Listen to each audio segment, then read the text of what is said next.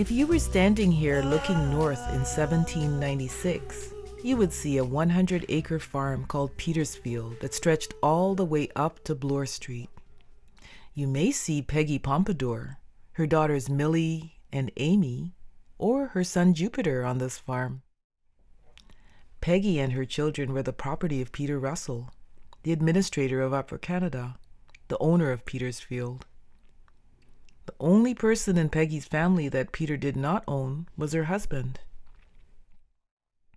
In 1806, when Peter placed an ad in the Upper Canada Gazette trying to sell Peggy and Jupiter, her husband couldn't do a thing about it because slavery and slave owners were protected by laws.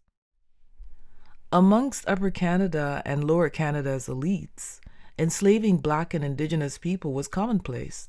There was no outrage when ads listing people for sale amongst goods and services appeared in colonial newspapers, but there was resistance by people who were enslaved.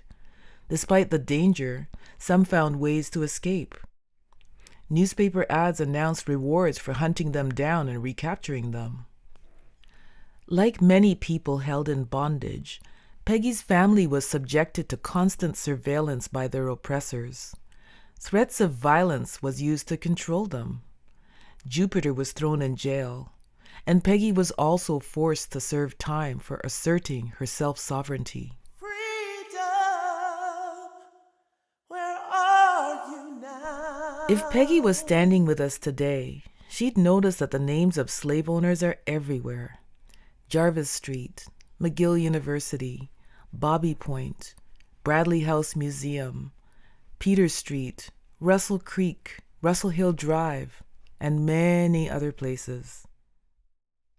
In this new world, Peggy's oppressors are no longer celebrated on street signs, no longer glorified in history books. This street is no longer called Peter Street.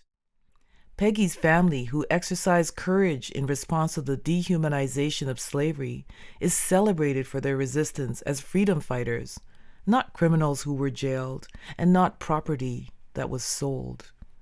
Remembering Peggy and her family reminds us that our freedom was paid for.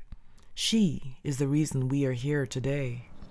Let us honor Peggy and her family. Ashe.